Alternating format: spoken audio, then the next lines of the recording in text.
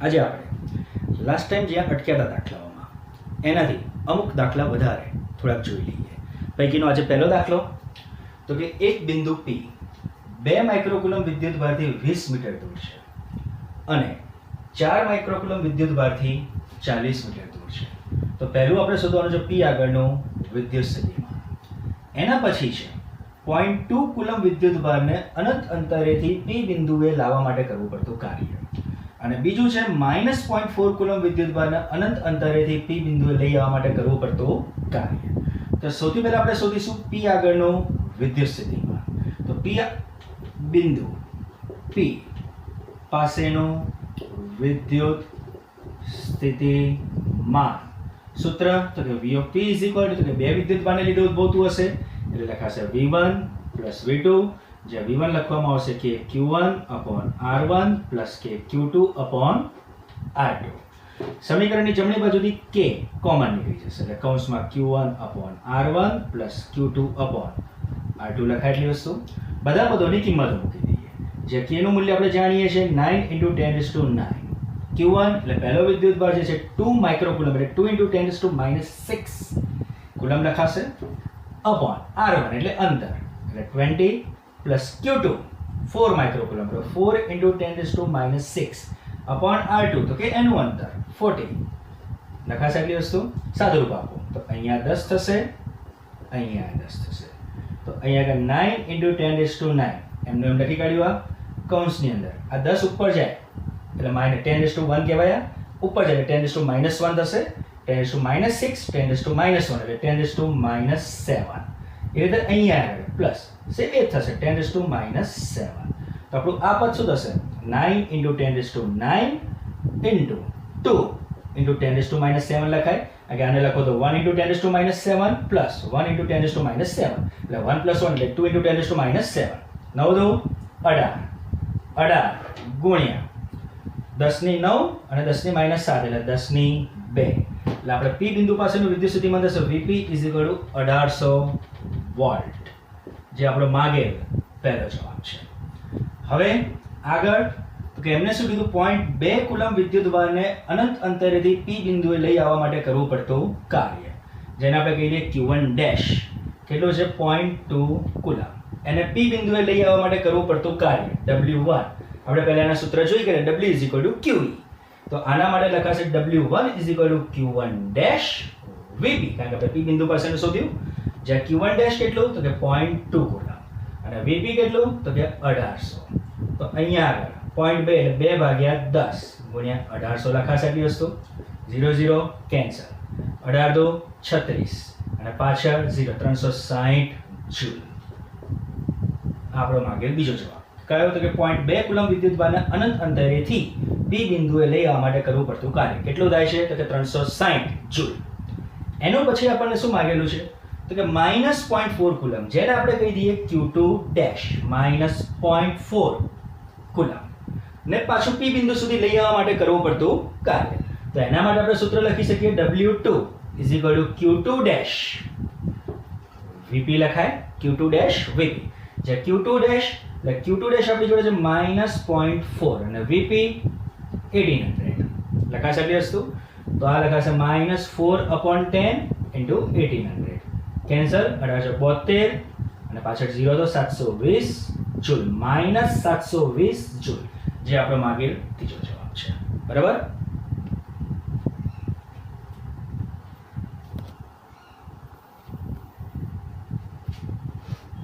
હવેનો આપણે બીજો દાખલો છે કે આકૃતિમાં દર્શાવ્યા પ્રમાણે, તો આપણને આકૃતિ દર્શાવેલી છે. આકૃતિમાં દર્શાવ્યા પ્રમાણે બે ડાયપોલ્સને એક રેખા પર પરસ્પર વિરુદ્ધ ગોઠવતા મળતા તંત્રને રેખીય ચતુર્ધ્રુવી કહે છે. તો પહેલું Z > D સંતોષતા ચતુર્ધ્રુવીની અક્ષ પર, તો આ ચતુર્ધ્રુવીની અક્ષ પર ના Z = Z બિંદુ હોય તો Z = Z એક બિંદુ છે P, વિદ્યુત સ્થિતિમાન શોધો. અને બીજું આપણને કીધું છે જો Z > D હોય તો દર્શાવો કે V of Z = Q/4πε0 × 2d² ZQ. તો સૌથી પહેલા આપણે શું મેળવવાનું છે કે Z અક્ષ પર Z = Z અંતરે જે પણ બિંદુ આવેલું છે તો કયું બિંદુ આવેલું છે તો P બિંદુ આવેલું છે. તો પી બિંદુએ ઉદ્ભવતું વિદ્યુત સ્થિતિમાન શોધો. તો કે પી બિંદુએ વિદ્યુત સ્થિતિમાન કોને કોને લીધે ઉદ્ભવતું હશે? તો કે પહેલું ઉગમ બિંદુથી ડાબી બાજુએ રહેલા વિદ્યુતભારને લીધે ઉદ્ભવતું હશે. બીજું ઉગમ બિંદુથી જમણી બાજુએ રહેલા વિદ્યુતભારને લીધે ઉદ્ભવતું હશે. અને ત્રીજું ઉગમ બિંદુ પર રહેલા વિદ્યુતભારને લીધે ઉદ્ભવતું હશે. તો સૌથી પહેલા બિંદુ P પાસે ઉદ્ભવતું વિદ્યુત સ્થિતિમાન. તો કે V of P. તો કે V of P કોને કોને લીધે ઉદ્ભવતું હશે? તો કે ત્રણ વિદ્યુતભારણ, જે પૈકીનો એક ઉગમ બિંદુની ડાબી બાજુ છે, બીજો ઉગમ બિંદુની જમણી બાજુ છે અને ત્રીજો ઉગમ બિંદુ પર છે. તો લખો તો V1 + V2 + V3. પરિણામ 1. પણ સવાલ એ તો કે V1 કેટલું, V2 કેટલું અને V3 કેટલું? તો સૌથી પહેલા આપણે એ શોધવાનું. તો ઉગમ બિંદુ ની ડાબી બાજુએ રહેલા વિદ્યુતભાર ને લીધે ઉદ્ભવતું વિદ્યુત સ્થિતિમાન. તો કે V1 લખી શકાય. તો કે V1 કેટલું? તો કે KQ/R. તો K Q કેટલો હશે? પ્લસ Q એટલે કેપિટલ Q અપોન R. તો કે તે બંને વચ્ચેનું અંતર. તો પેલા આ અંતર. તો આ અંતર કેટલું? તો કે આટલું અંતર આકૃતિમાં આપણે જોઈ શકીએ છે Z જેટલું છે અને આટલું અંતર D છે. કુલ અંતર કેટલું થશે? Z + D. તો અહીંયા શું લખાશે? Z + D લખી શકાય, જે આપણું પરિણામ 2. એવી જ રીતે ઉગમ બિંદુ ની જમણી બાજુ એ રહેલા વિદ્યુત ભારને લીધે ઉદ્ભવતું વિદ્યુત સ્થિતિમાન. તો કે V2 = KQ/R. K તો જમણી બાજુ, તો કે A + Q વિદ્યુતભાર છે, Q/R. તો કે તેમની વચ્ચેનું અંતર. તો કે આટલું અંતર. તો કે આટલું અંતર કેટલું? તો કે આકૃતિમાં આટલું આખું Z છે, એ પૈકીનું આટલું D છે, તો બાકીનું કેટલું થશે? Z - D. અહીં લખવામાં આવશે Z - D. પરિણામ 3. હવે ઉગમ બિંદુ પર રહેલા વિદ્યુતભાર ને લીધે ઉદ્ભવતું વિદ્યુત સ્થિતિમાન, જે આપણે લખીશું V3. તો ઉગમ બિંદુ પર કયો છે? -2Q. તે લખાશે -2KQ. સીધું જ લખી કાઢ્યું. ને અપોન એનું અંતર. તો કે એનું અંતર તો કેટલું છે? Z જેટલું. પરિણામ 4. તો પરિણામ 2, 3 અને 4 ની કિંમત પરિણામ 1 માં મૂકતા તો આપણું આપત શું થશે? V = V1. તો કે KQ/Z + D + V2. તો KQ/Z - D + V3. તો કે માઈનસ લખાશે 2KQ/Z લખાશે. સમીકરણમાંથી KQ સામાન્ય નીકળી જશે. તો એક કૌંસમાં 1/Z + D + 1/Z - D - 2/Z લખાય. પહેલા આ બંને પદનું સાદુરૂપ આપીએ. તો KQ અહીંયા આવશે ને, આને અહીંયા લઈ લઈએ. Z - D + Z + D લખાય ને છેદમાં આ બંને. તો પદ શું લખાશે? Z² - આ તો અવયવ થઈ જશે. Z² - D² - 2/Z. એ તો એમનું એમ લખી કાઢ્યું. અહીંયા આગળ કેન્સલ. તો કે DD કેન્સલ. તો અહીંયા શું થશે? KQ 2Z Z + Z છેદમાં Z² - D² 2/Z લખાશે. હવે આ બંને પદનું સાદુરૂપ આપીએ. આને અહીં લઈ લઈએ, આને અહીંયા લઈ લઈએ એટલે લસા. તો અહીંયા થશે, આને અહીં લઈશું એટલે 2Z² - 2Z² - D² લખાય છેદમાં Z × Z² - D² લખાશે. એટલી વસ્તુ. કૌંસ પૂરો. હવે તો પેલો કૌંસ ખોલો.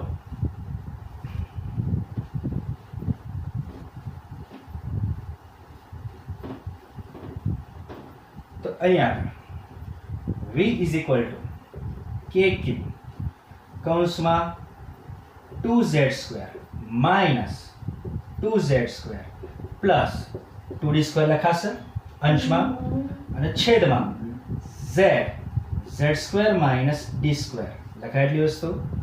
2Z² cancel. તો V = KQ અહીં શું રહેશે? 2d² upon z² minus d², જે આપણો માંગેલ પ્રથમ આન્સર છે. હવે બીજો જવાબ શોધવા માટે એ લોકોએ શરત શું કીધી? જો z greater than d હોય તો d ની સરખામણીમાં જો z ખૂબ જ મોટું હોય તો z² ની સરખામણીમાં d² ને અવગણતા. એ વસ્તુ તો આપણે જાણીએ, જો એક પદ બીજાની સરખામણીમાં ખૂબ જ મોટું હોય તો મોટાની સરખામણીમાં નાનાને અવગણી દેતા. તો અહીંયા આપણે શું કર્યું? z² ની સરખામણીમાં d² ને અવગણી, મતલબ આને આપણે કેન્સલ કરી દઈશું. તો આપણું પદ શું થશે? z greater than મતલબ z પાસે શું થતું? v of z is equal to kq 2d². અહીં z² ની સરખામણીમાં d² ને અવગણીએ, d² ને અવગણીશું, અહીં ખાલી બચશે z². તો આપણું આ પદ શું થશે? v of z is equal to kq 2d² upon z³ લખાય. આ રાખો તો આ રાખો, અને એ પ્રમાણે જો જવાબ આની રીતે લાવવો હોય તો q અને k ની જગ્યાએ આપણે લખી શકીએ 1/4πε0 2d² upon z³, જે આપણો માંગેલ જવાબ છે.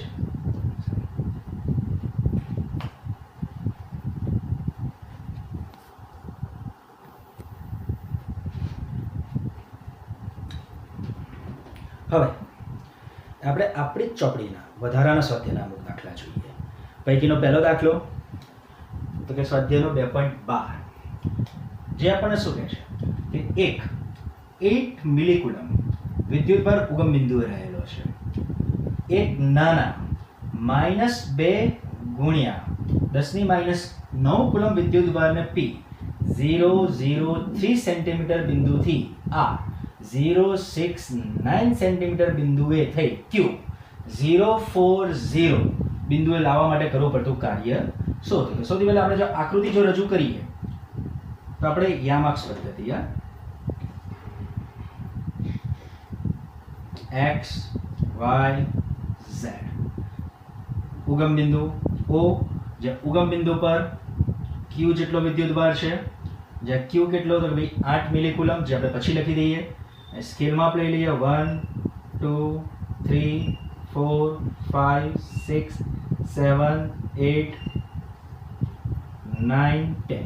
તેથી આગળ 1 2 3 4 5 6 7 8 લઈ લઈએ. હવે એક નાના -2 ગુણ્યા 10⁻⁹ કુલમ વિદ્યુતભારને p 003 મતલબ એનો x અને y આમ 0 z આમ 3, મતલબ p બિંદુ અહીંયા છે, x આમ 0 x y આમ 0 અને z આમ 3 અહીંયા છે. p કેટલું છે એનું માપ?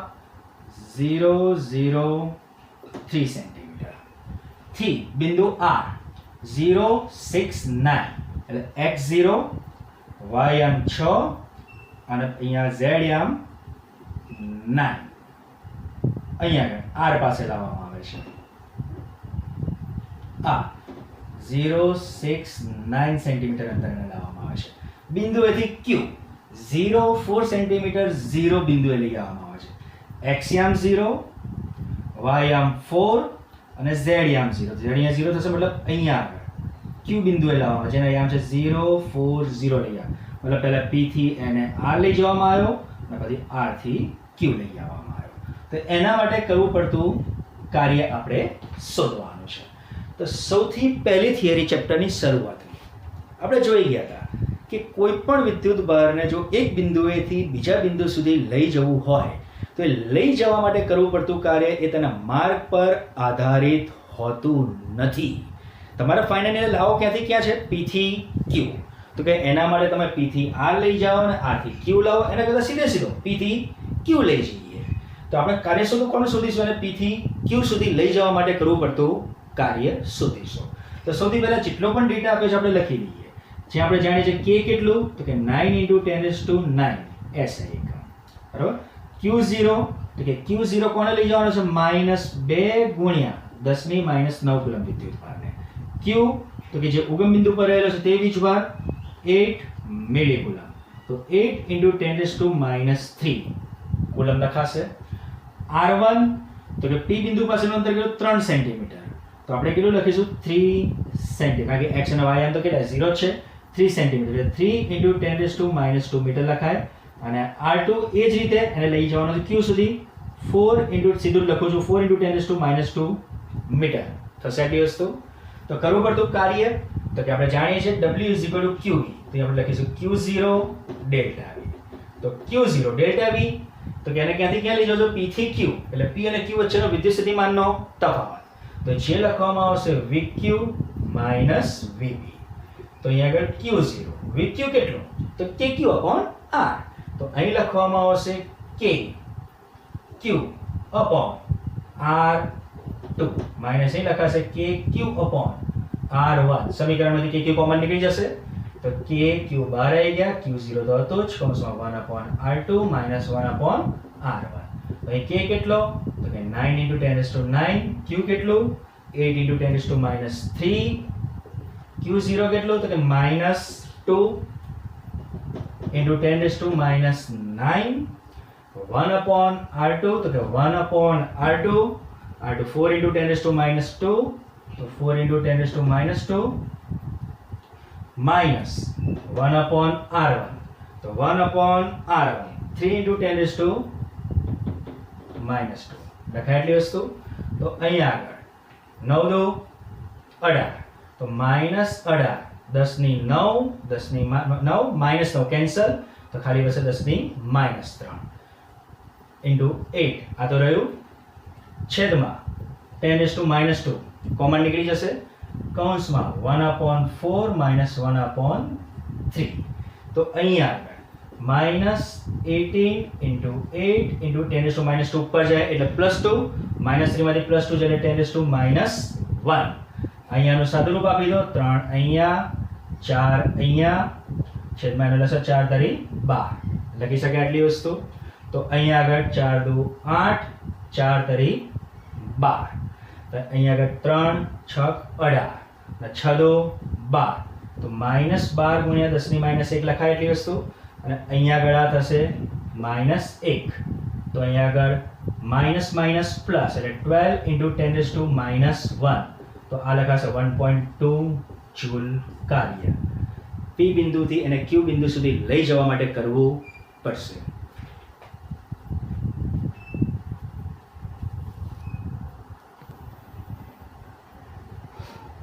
એના પછીનો આપણે દાખલો છે 2.13 તો કે B બાજુવાળા એક ઘનના દરેક બિંદુએ વિદ્યુતભાર સ્મોલ q છે.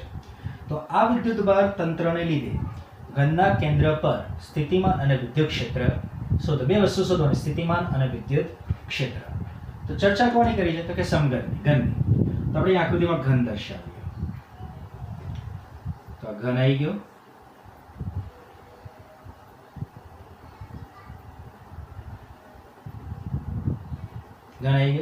જેના દરેક B બાજુની લંબાઈ તો કે B જેટલી છે આવી ગઈ એટલી વસ્તુ. એક ઘનના દરેક બિંદુએ વિદ્યુતભાર Q છે. તો અહીં આગળ વિદ્યુતભાર Q અહીં Q અહીં Q અહીં દરેક બિંદુએ વિદ્યુતભારનું મૂલ્ય કેટલું છે કે સ્મોલ q જેટલું છે. Q આ વિદ્યુતભારના તંત્રને લીધે ઘનનું કેન્દ્ર તો ઘનનું કેન્દ્ર અહીંયા આવેલું ઘનના કેન્દ્ર O પર સ્થિતિમાન અને વિદ્યુત ક્ષેત્ર આપણે નક્કી કરવાનું છે. તો ઘનના કેન્દ્ર પાસે સ્થિતિમાન કોને લીધે ઉદ્ભવતું હશે તો કે પહેલું દરેક શિરોબિંદુ પર રહેલા વિદ્યુતભારને લીધે, આના પર રહેલા વિદ્યુતભારને લીધે, આ શિરોબિંદુ પર રહેલા વિદ્યુતભારને લીધે, આના પર રહેલા વિદ્યુતભારને લીધે, આના પર એવા દરેક શિરોબિંદુ પર રહેલા વિદ્યુતભારને લીધે કેન્દ્ર પાસે વિદ્યુત સ્થિતિમાન ઉદ્ભવતું હશે. તો આપણું કામ શું તો કે કેન્દ્રથી દરેક શિરોબિંદુ સુધીનું અંતર શોધવાનું. કેન્દ્રથી દરેક શિરોબિંદુ સુધીનું અંતર શોધવાનું. પણ આપણી જોડે છે શું તો કે ખાલી બાજુનું માપ જ છે. કેન્દ્રથી શિરોબિંદુ સુધીનું અંતર નથી, છે શું ખાલી બાજુનું માપ જ છે. તો કેન્દ્રથી શિરોબિંદુ સુધીનું જો અંતર આપણે શોધવું હોય તો સૌ પ્રથમ આપણે શું શોધવું પડશે? જે ઘન છે એ ઘનના વિકર્ણની લંબાઈ શોધવી પડશે. ઘનના વિકર્ણની લંબાઈ જો આપણને મળી જાય પછી એનું અડધું કરી નાખીએ તો આપણને શું મળી જશે? તેના કેન્દ્રથી શિરોબિંદુ સુધીનું અંતર. ઉદાહરણ તરીકે આ આપણો ઘન છે. તો ઘનનો આ એક શિરોબિંદુ, આ બીજું, આ ત્રીજું, આ ચોથું, એવી જ રીતે આ પાંચમું, છઠ્ઠું, સાતમું, આઠમું. હવે જો ઘનના વિકર્ણની ચર્ચા કરીએ તો આપણે એક શિરોબિંદુ જો આ લઈએ તો એનું સામેનું બીજું આ આવશે. જો બાજુની ચર્ચા કરીએ તો આ હોય તો અહીં સામે આ આવશે. અહીંયા આ બિંદુ લઈએ તો આ બિંદુ લઈએ તો બાજુનો વિકર્ણ થયો કહેવાય. આપણે ઘનનો વિકર્ણ જોઈએ છે તો તમે જો આ શિરોબિંદુ લો તો સામે અહીંયા ઉપર આ આવશે. તો આપણે એ વિકર્ણની લંબાઈ શોધવી છે. તો કે એ વિકર્ણની લંબાઈ કેટલી? તો કે આપણને ખબર નથી. તો સૌથી પહેલા આપણું કામ શું? તો કે બાજુની વિકર્ણની લંબાઈ શોધો. તો બાજુનો વિકર્ણ જો આપણે આની ચર્ચા કરીએ તો આ લંબાઈ શોધો. આ લંબાઈ કેટલી? તો કે અહીંયા આગળ જેવું આપણે વિકર્ણ દોરીશું તો અહીંયા આગળ એક કાટકોણ ત્રિકોણ રચાશે. થયું? આ બાજુનું માપ b, આ બાજુનું માપ b હશે. તો આ શું થશે? તો કે એ જે ત્રિકોણ રચાય એનો કર્ણ થશે. તો કર્ણ બરાબર શું? એટલે પાયથાગોરસના નિયમ અનુસાર કર્ણનો વર્ગ બરાબર બાકીની બે બાજુના વર્ગોનો સરવાળો, જે આપણે જાણીએ છીએ. તો એ રીતે આપણે શોધી કાઢીએ. તો સૌથી પહેલા આ જે બાજુ છે એના બાજુના વિકર્ણની લંબાઈ શોધીએ. આ શોધીએ. તો આ માપ તો b છે જ, આ માપ b. તો અહીંયા આગળ આ બાજુ શું થશે? તો કર્ણ થશે. તો અહીંયા આગળ ઘન ના બાજુની વિકર્ણની લંબાઈ જે આપણે જાણીએ છીએ કેટલી થશે? તો કે √2b જેટલી થશે. કર્ણનો વર્ગ બરાબર બાકીની બે બાજુના વર્ગોનો સરવાળો. તો એ સાઈડ પર બતાવી દઉં. કર્ણનો વર્ગ બાકીની બે બાજુના વર્ગોનો સરવાળો એટલે b² + b² 2b² થશે બરાબર શું થશે? કર્ણનો વર્ગ. તો કર્ણ બરાબર શું થાય? તો વર્ગ સામે એટલે વર્ગમૂળ થશે √2b. એટલે ઘનના બાજુના વિકર્ણની લંબાઈ √2b. તો આટલું માપ કેટલું થઈ ગયું? √2b જેટલું થઈ ગયું. આ √2b, આ માપ તો કે b. તો હવે આપણે આ શોધવાનું છે. તો પાછો બીજો ત્રિકોણ રચાયો. તો એના માટે ઘનના વિકર્ણની લંબાઈ એવું લખવામાં આવશે. જે આપણે સાદું રૂપ આપીશું તે આપણને મળશે √3b. કેવી રીતે? તો કે બાજુના વર્ગોનો સરવાળો. કર્ણનો વર્ગ એ બાકીની બે બાજુના વર્ગોના સરવાળા જેટલું હશે. તો √2b નો વર્ગ થશે 2b², b નો વર્ગ થશે b², બંનેનો સરવાળો બરાબર જે ઘનનો જે છે વર્ગ છે કર્ણનો વર્ગ એ તો 3b². તો એના પરથી આપણને જવાબ મળશે √3b, જે આપણે ગણી લઈશું. તો આપણને ઘનના વિકર્ણની લંબાઈ મળી ગઈ √3b. તો દરેક શિરોબિંદુથી હવે દરેક શિરોબિંદુથી કેન્દ્ર સુધીનું અંતર કેટલું થશે? તો ઘનના વિકર્ણની આપણને જે પણ લંબાઈ મળી એને ભાગ્યા 2 કરી નાખો. તો એ અંતર આપણું કેટલું થઈ જશે? √3b/2. માટે ઘનના કેન્દ્ર પાસે ઉદ્ભવતું વિદ્યુત સ્થિતિમાન કેટલું લખાશે? ઘનના કેન્દ્ર પાસે ઉદ્ભવતું વિદ્યુત સ્થિતિમાન V of O. તો કે એક શિરોબિંદુ પર રહેલા વિદ્યુતભારને લીધે ઉદ્ભવતું સ્થિતિમાન K/Q/R. એવા તો ટોટલ કેટલા છે? 1 2 3 4 5 6 7 8. તો ઇન્ટુ શું કરી નાખવું પડશે? 8 કરી નાખવું પડશે. તો અહીંયા આપણો આ પદ થશે 8kQ/R. જ્યાં એ અંતર આપણું R કેટલું છે? √3b/2. તો અહીંયા આપણે લખીશું √3b/2. બાય 2 છેદના છેદમાં ઉપર જતું રહેશે એટલે 16kQ/√3b. લખાય એટલી વસ્તુ. હજુ જો આને લખવું હોય તો k ની જગ્યાએ 1/4πε0 એટલે 16q/√3b લખાશે. 4 ચોક 16. તો તમારું પદ શું થશે? 4q/√3πε0b. જે ઘનના કેન્દ્ર પાસે ઉદ્ભવતું વિદ્યુત સ્થિતિમાન શોધવાનું જરૂરી સૂત્ર, જે આપણો જવાબ છે. બરાબર?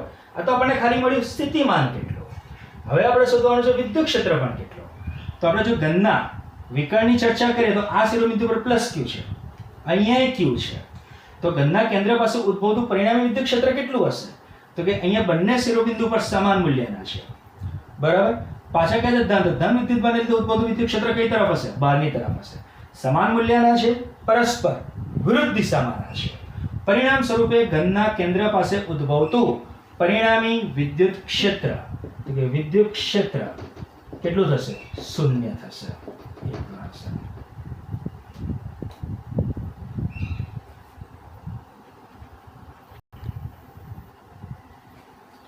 હવે એના પછીનો આપણે દાખલો છે 2.15. અંદરની ત્રિજ્યા r1 અને બહારની ત્રિજ્યા r2 ધરાવતા એક ગોળાકાર સુવાહક કવચ પરનો વિદ્યુતભાર કેપિટલ Q છે. કવચની સપાટી પરનો વિદ્યુતભાર આપણને આપી દીધો કેપિટલ Q છે. તો કે પહેલું, કવચના કેન્દ્ર પર વિદ્યુતભાર સ્મોલ q મૂકવામાં આવે છે, તો કવચની અંદર અને બહારની સપાટીઓ પર વિદ્યુતભાર પૃષ્ઠ ઘનતા કેટલી હશે? તો વિદ્યુતભાર પૃષ્ઠ ઘનતા નું સૂત્ર આપણે જાણીએ છીએ. વિદ્યુતભાર પૃષ્ઠ ઘનતા સિગ્મા, એટલે એકમ ક્ષેત્રફળ દીઠ રહેલ વિદ્યુતભાર, sigma is equal to q upon a લખવામાં આવે છે. તો કે આપણું કામ શું? તો કે કવચની અંદરની જે સપાટી હશે એ અને બહારની સપાટી પરનો વિદ્યુતભાર શોધો. તો આપણે સૂત્રમાં મૂકી દઈશું તો આપણને અંદરની અને બહારની સપાટી સાથે સંકળાયેલી વિદ્યુતભાર પૃષ્ઠ ઘનતા પ્રાપ્ત થઈ જશે. અને એના પછીનું બીજું આપણને કીધું, જો કવચ ગોળાકાર ન હોય પણ ગમે તેવો અનિયમિત આકાર ધરાવતી હોય તો પણ બખોલની અંદરનું વિદ્યુત ક્ષેત્ર શૂન્ય જ છે, એ આપણે જોવાનું છે. તો કે સૌથી પહેલું આપણે જોઈએ તો કે અહીંયા આગળ ગોળાકાર કવચ, તો કે આ કવચ જેની અંદરની ત્રિજ્યા r1 છે, એનું કેન્દ્ર અંદરની ત્રિજ્યા r1 છે અને બહારની ત્રિજ્યા r2 છે. એક ગોળાકાર સુવાહક કવચ પર વિદ્યુતભાર કેપિટલ Q છે. તો અહીંયા આગળ મૂકી દઈએ કવચ પર વિદ્યુતભાર કેપિટલ Q છે. તો પહેલું, કવચના કેન્દ્ર એટલે કવચના કેન્દ્ર O પર વિદ્યુતભાર સ્મોલ q મૂકવામાં આવે છે, એટલે પ્લસ સ્મોલ q મૂકવામાં આવે છે. જેવું કવચના કેન્દ્ર પર તમે પ્લસ q વિદ્યુતભાર મૂકશો તો એને લીધે કવચની જે અંદરની સપાટી છે, અંદરની સપાટીએ કયો વિદ્યુતભાર પ્રેરિત થશે? તો કે અહીં ધન છે તો અંદરની સપાટીએ એના તરફ ઋણ વિદ્યુતભાર પ્રેરિત થશે. જો અંદરની સપાટીએ ઋણ વિદ્યુતભાર પ્રેરિત થયો તો એની બહારની સપાટીએ ધન વિદ્યુતભાર પ્રેરિત થશે. અંદરની સપાટી પર ઋણ વિદ્યુતભાર પ્રેરિત થયો એને લીધે બહારની સપાટી પર કયો વિદ્યુતભાર? અહીંયા ઋણ તો અહીંયા આગળ ધન વિદ્યુતભાર પ્રેરિત થશે. તો અંદરની સપાટીએ માઇનસ q જેટલો વિદ્યુતભાર હશે, જ્યારે બહારની સપાટીએ capital Q plus small q જેટલો વિદ્યુતભાર હશે. તો કે સૌથી પહેલું આપણે શું શોધવાનું છે? તો કે અંદરની કવચની અંદરની સપાટી એ કવચની અંદરની સપાટીએ વિદ્યુતભાર પૃષ્ઠ ઘનતા જે આપણે લખ્યું sigma i inner surface, sigma i is equal to q upon a. જે અંદરની સપાટીએ q કેટલો હશે? તો કે માઇનસ q અપોન a એટલે એનું ક્ષેત્રફળ સપાટી. તો અહીં શું લખાશે? 4 પાઈ r1 સ્ક્વેર લખાશે આટલી વસ્તુ. તો અંદરની સપાટી મળી ગયું, તે રીતે કવચ ની બહાર ની સપાટીએ વિદ્યુતભાર પૃષ્ઠ ઘનતા, તો અહીંયા sigma of O outer surface કેટલું લખાશે? તો કે q અપોન a. તો બહારની સપાટીએ q કેટલો? તો કે capital Q plus small q upon a. તો એના માટે લખાશે 4 પાઈ r2 સ્ક્વેર. તો અંદરની સપાટી વિદ્યુતભાર પૃષ્ઠ ઘનતા અને બહારની સપાટીની વિદ્યુતભાર પૃષ્ઠ ઘનતા બંને આપણને પ્રાપ્ત થઈ ગઈ. હવે એના પછી આપણને એવું કીધું, જો કવચ ગોળાકાર ન હોય પણ ગમે તેવો અનિયમિત આકાર ધરાવતી હોય તો પણ અંદરનું વિદ્યુત ક્ષેત્ર શૂન્ય જ હોય. તો કે હા, આપણે પહેલા ચેપ્ટરમાં જોઈએ કોઈ પણ ગોળાકાર કવચ હોય તો ગોળાકાર કવચના અંદરના વિસ્તારમાં એટલે કવચ હોય તો કવચના અંદરના વિસ્તારમાં ઉદ્ભવતું વિદ્યુત ક્ષેત્ર હંમેશા કેટલું હશે? તો કે શૂન્ય હશે. તો કે એના માટે કવચ ગોળાકાર હોય કે ન પણ હોય, ગમે તે હોય, એના અંદરના વિસ્તારમાં વિદ્યુત ક્ષેત્ર તો કે શૂન્ય જ હશે.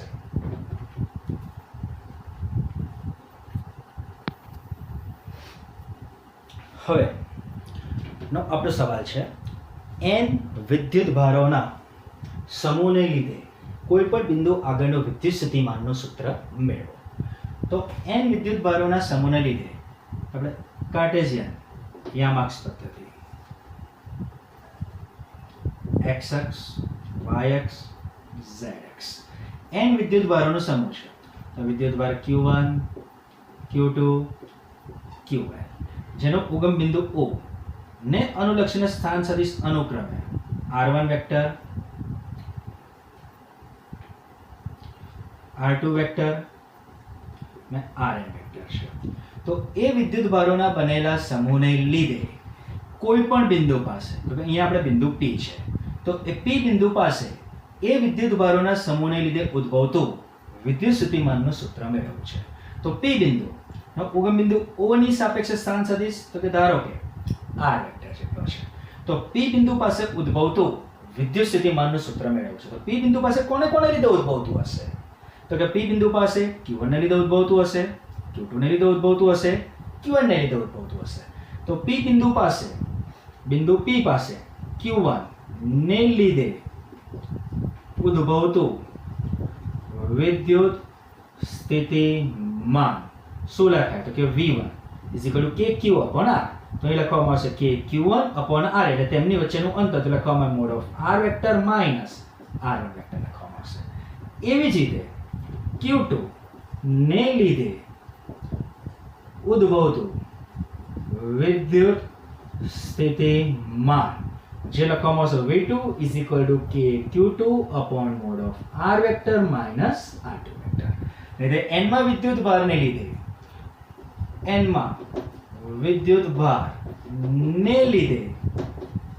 ઉદ્ભવતું વિદ્યુત સ્થિતિમાન n માં જગ્યાએ લખે આપણે Q1 વિદ્યુત ભારને લીધે ઉદ્ભવતું વિદ્યુત સ્થિતિમાન તો કે V of n લખાશે KQN upon mod of R vector minus Rn vector.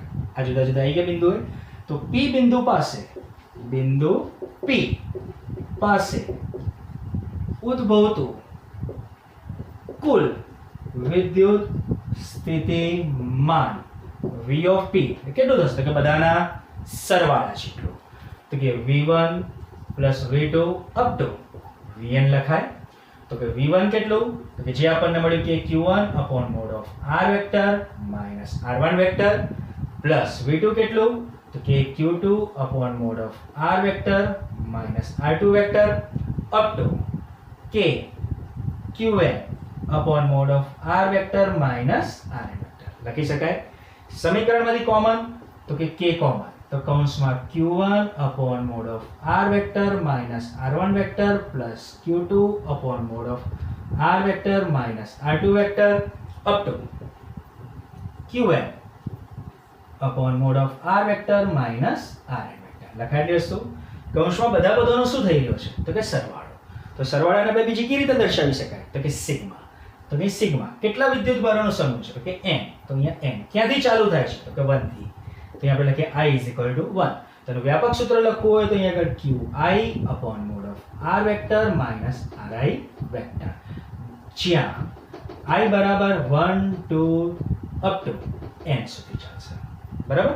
તો આ જે આપણને સૂત્ર મળ્યું V of P is equal to K sigma n I is equal to 1 Qi upon mod of R vector minus Ri vector છે n વિદ્યુત ભારોના સમૂહને લીધે કોઈ પણ બિંદુ પાસે ઉદ્ભવતા વિદ્યુત સ્થિતિમાનનું જરૂરી સૂત્ર છે.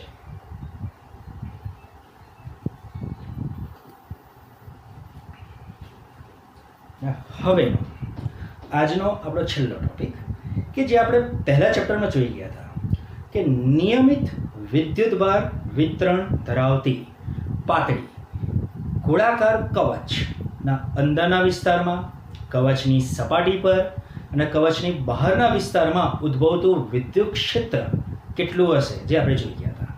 એવી જ રીતે આ ચેપ્ટરની અંદર આપણે નિયમિત વિદ્યુતભાર વિતરણ ધરાવતા પાતળી ગોળાકાર કવચના અંદરના વિસ્તાર, એની સપાટી પર અને બહારના વિસ્તારમાં ઉદ્ભવતું વિદ્યુત સ્થિતિમાન શોધવાનું જરૂરી સૂત્ર મેળવવાનું છે. તો કે સૌથી પહેલા તો કે કેપિટલ R ત્રિજ્યા ધરાવતી પાતળી ગોળાકાર કવચ જેની સપાટી પર વિદ્યુતભારનું વિતરણ થયેલું છે. તો એ વિતરણને લીધે સપાટીના બહારના વિસ્તારમાં, સપાટીના અંદરના વિસ્તારમાં અને સપાટી પર ઉદ્ભવતું વિદ્યુત સ્થિતિમાન. તો કેન્દ્રથી સ્મોલ r અંતરે આવેલા કોઈ બિંદુ P પાસે ઉદ્ભવતું વિદ્યુત સ્થિતિમાન શોધવું છે. તો સૌથી પહેલું બહારના વિસ્તાર માટે સૂત્ર શું? તો કે V of O outside is equal to કે KQ upon R, જ્યાં R greater than capital R હશે. હવે કવચની સપાટી પર એટલે કે V is equal to KQ upon capital R, આ કે અંતર કેટલું હશે? તો કે જે ગોળાકાર કવચ હશે એની ત્રિજ્યા જેટલું હશે. હવે તો કે કવચની અંદરના ભાગમાં, તો કવચની અંદરના ભાગમાં વિદ્યુત સ્થિતિમાન કેટલું? તો કે આપણે જાણીએ છીએ કે નિયમિત વિદ્યુતભાર વિતરણ ધરાવતી પાતળી ગોળાકાર કવચના અંદરના વિસ્તારમાં વિદ્યુત ક્ષેત્ર તો કે હંમેશા શૂન્ય હોય છે. હવે અંદરના વિસ્તારમાં વિદ્યુત ક્ષેત્ર શૂન્ય છે એટલે કવચની અંદરના વિસ્તારના પ્રત્યેક બિંદુ પાસે વિદ્યુત સ્થિતિમાનનું મૂલ્ય કેવું હશે? તો કે અચળ હશે, મતલબ એક સમાન હશે. અને કેટલું હશે? તો કે જેટલું વિદ્યુત સ્થિતિમાન ગોળાની સપાટી પર, કવચની સપાટી પર ઉદ્ભવતું હશે એટલું જ વિદ્યુત સ્થિતિમાન કવચના અંદરના દરેક બિંદુ પાસે ઉદ્ભવતું હશે. તો કવચની અંદરના ભાગમાં ઉદ્ભવતું વિદ્યુત સ્થિતિમાન ઇનર સાઇડ ઉદ્ભવતું વિદ્યુત સ્થિતિમાન કે ક્યુ અપોન સ્મોલ આર લખીએ આપણે. અંદરના કોઈ પણ બિંદુની ચર્ચા કરીએ સ્મોલ આર, જ્યાં small r less than capital R. અને અહીંયા આગળ જો લખવું હોય તો બીજી રીતે એ પણ લખી શકાય vi ઇઝ ઇક્વલ ટુ કે ક્યુ અપોન કેપિટલ આર. એટલે ઉદ્ભવતું કેટલું હશે? તો કે જેટલું સપાટી પર ઉદ્ભવતું હશે એટલું જ. તો આપણે સીધે સીધું લખીએ કે ક્યુ અપોન કેપિટલ આર. બરાબર?